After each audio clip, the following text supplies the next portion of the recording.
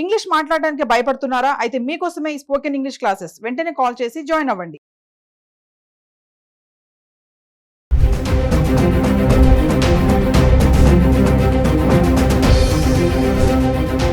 నమస్తే, welcome back to Suman TV. ప్రస్తుతం మనతో పాటు ఉన్నారు consumers affairs committee chairman Mandiri Krishna Reddy గారు.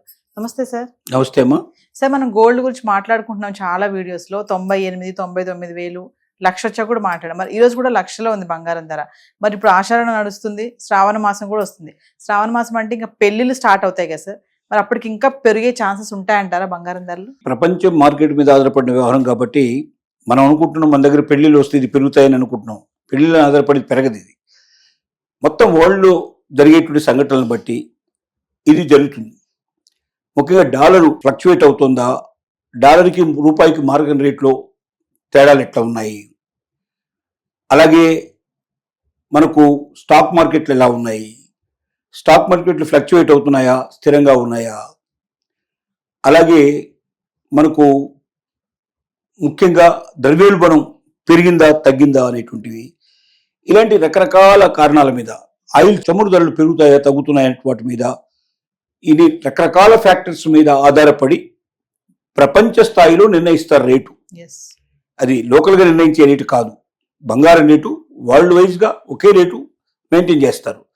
అయితే ట్రాన్స్పోర్ట్ వాటిని బట్టి మన ఇండియాలో కూడా మనకు ఢిల్లీలో కొంచెం తక్కువ ఉంటుంది, మెడ్రాస్కి వచ్చే వరకల్లా పెరుగుతుంది, పైనుంచి కిందకి వచ్చే వరకు పెరుగుతుంది. కొంచెం ఒక 500 నుంచి 1000 రూపాయలు డిఫరెన్స్ ఉంటుంది తులానికి.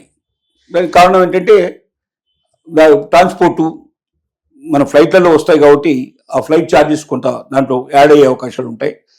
దూరం పెరుగుతున్న కొద్దీ, అంటే ఇది మన దేశ రాజధానికి వచ్చి అక్కడి నుంచి కిందికి వస్తుంది కాబట్టి విదేశాల నుంచి వచ్చేదంతా కూడా అక్కడికి వస్తుంది. అక్కడ కస్టమ్స్ అంతా కూడా పూర్తి క్లియర్ అయిపోయిన తర్వాత మిగతా చోట్లకి వెళ్ళే అవకాశాలు ఉంటాయి. వాటన్నిటి దృష్టిలో పెట్టుకుని కొంచెం 500 నుంచి 1000 రూపాయలు డిఫరెన్స్ ఉండే పాసిబిలిటీస్ ఉంటాయి. ఇప్పుడు ఈ మధ్యకాలంలో టగటగటగ తగ్గింది బాగా, మళ్ళీ వెంటనే కొంచెం పెరగడం మొదలుపెట్టింది. ఇప్పుడు 1,00,000 రూపాయలకి అటు ఇటుగా కుడియడముగా ఉంది. ఇప్పుడు కొంతమంది నిపుణులేమో కొంత పెరుగుతుంది అనేటువంటి అసెస్మెంట్ చేస్తున్నారు, కానీ ఎక్కువ మంది తగ్గుతుంది అనేటువంటి భావనలోనే ఉన్నారు. 70-75 దాకా టచ్ చేసే అవకాశాలు ఉన్నాయనేది ఎక్కువ మంది చెప్తున్న మాట. బట్ ఈ రోజు మాత్రం కొంచెం పెరిగింది, 1,500 రూపాయలు దాదాపు సుమారుగా ఇవాళ పెరిగింది. అయినంత మాత్రంలో ఇది ఇలాగే పెరుగుతుందని, ఏ 110కు వెళ్ళిపోతుందని ఎవరు ఊహించాల్సిన అవసరం లేదు. అలాగే ఒకవేళ తగ్గినా కూడా అది శాశ్వతంగా ఉండే తగ్గుదల కాదు. కొంచెం తగ్గుతుంది, కొంచెం పెరుగుతుంది, ఈ రకంగా కొంతకాలం నడుస్తుంది. ఇది దీని లోపల కరెక్షన్ వచ్చే అవకాశాలు తక్కువగా ఉన్నాయి. ఒకవేళ తగ్గినా 75 దాకా పోయే పాసిబిలిటీస్ ఉంటాయి, పెరిగినా 125 దాకా వెళ్ళే అవకాశాలు ఉంటాయి. అంతకన్నా మించి అయితే పోవు. అక్కడ కూడా స్థిరంగా ఉండవు. ఇవి పెరిగితే మళ్ళీ తగ్గడానికి పాసిబిలిటీ ఉన్నది, తగ్గితే మళ్ళీ పెరగడానికి పాసిబిలిటీస్ ఉన్నాయి. ఇది ఇలాగా నడుస్తూనే ఉంటుంది, ఈ చక్రం నడుస్తూనే ఉంటుంది.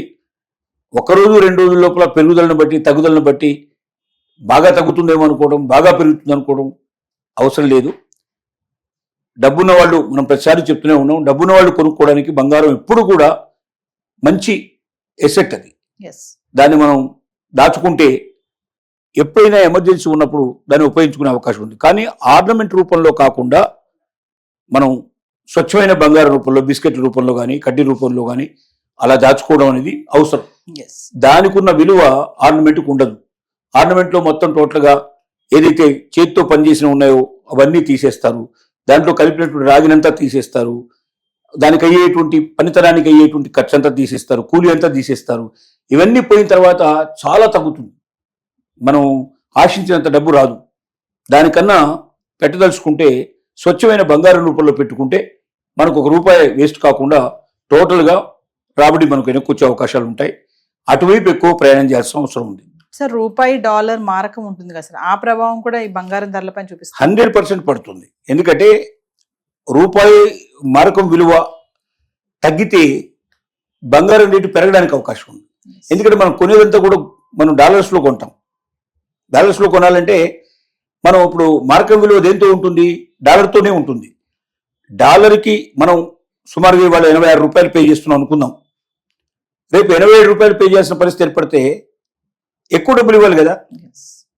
అదే క్వాంటిటీ బంగారానికి ఎక్కువ డబ్బులు పెట్టి తీసుకోవాల్సి వస్తుంది. అప్పుడేమవుతుందంటే రేటు పెరగడానికి పాసిబిలిటీస్ ఉన్నాయి. ఎస్. ఒకవేళ తగ్గితే డాలర్ విలువ తగ్గితే అంటే మనకు మార్కెట్ విలువ మనకు పెరుగుతుంది, రూపాయి విలువ పెరుగుతుంది.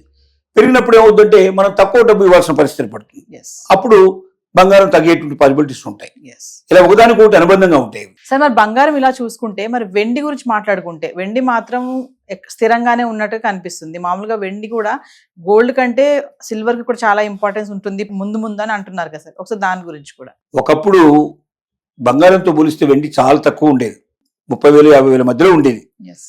అది బంగారంతో పాటుగా పరుగులు తీయడం ప్రారంభించింది. 1,20,000 వెళ్ళిపోయింది, 1,30,000 దాకా కూడా వెళ్ళి మళ్ళీ వెనక్కి వచ్చేసింది. ఆ మధ్య 1,00,000 తగ్గింది, 1,00,000 కన్నా కింద ఉంది. ఇప్పుడు మళ్ళీ 1,10,000 అట్లా తచ్చాడుతుంది. సహజంగా బంగారం అంతగా వెండికి ఉండదు వాల్యూ, కానీ లోహాల లోపల బంగారం తర్వాత వెండికి ప్రాముఖ్యత ఏర్పడుతుంది. కాబట్టి బంగారం రేటు ఎప్పుడైతే బాగా పెరిగిపోయిందో బంగారపు ఆభరణాల కన్నా ఎక్కువ మంది వెండి ఆభరణాలు తయారు చేయించుకునే ప్రయత్నం చేస్తారు. ఎందుకంటే మరి ఇంకో మార్గం లేదు కదా, ఏదో ఒక విలువైంది చేయించుకోవాలని ప్రయత్నం. పెళ్లిళ్ళలో కానీ శుభకార్యాల్లో కానీ బంగారం కొనలేని పరిస్థితి ఏర్పడే వాళ్ళు, పేదవాళ్ళు ఏం చేస్తారంటే ఎక్కువ మంది వెండిని ఉపయోగిస్తున్నారు. వెండితో చేయించుకోవడానికి ప్రయత్నం, వెండి ఉంగరాలు చేయించుకోవడం కానీ, వెండితో సామాన్ చేయించుకోవడం కానీ, అలాంటివి ఎక్కువగా కనీసం వెండన్నా ఉంది మన దగ్గర బంగారం లేకపోయినా అన్న తృప్తి పడడానికి ప్రయత్నం చేస్తున్నారు. అందువల్ల వెండికి విలువ బాగా పెరిగింది. బంగారం విలువ పెరిగిన తర్వాత వెండికి కూడా పెరగడం మొదలెట్టింది. కాబట్టి ఇప్పుడు వెండి కూడా దాదాపు పరుగులు తీసే ప్రయత్నం జరుగుతోంది. బంగారం బాగా పరుగులు పెడితే వెండి కూడా దాంతో పాటు పరుగులు పెట్టే లక్షణాలే కనపడుతున్నాయి. బంగారం తగ్గితే వెండి కూడా తగ్గడానికి పాసిబిలిటీస్ ఏర్పడుతున్నాయి. ఇప్పుడు మాత్రం ప్రస్తుతానికి 1,00,000 నుంచి 1,20,000 మధ్యలో అది తచ్చాడుతోంది. అది అంతకన్నా మించేది ఇప్పుడు ప్రస్తుతానికి పోకపోవచ్చు. ఉంటే ఒకవేళ దీంతో పాటు తగ్గితే అది కూడా 90,000 అట్లా తగ్గడానికి పాసిబిలిటీస్ ఉండొచ్చు. 90,000 నుంచి 1,20,000 మధ్యలోనే దాని ఇప్పుడు ప్రస్తుతానికి ఒక 3 నెలల పాటు ఈ మధ్యలోనే తచ్చాడే అవకాశాలు ఉన్నాయి. Thank you.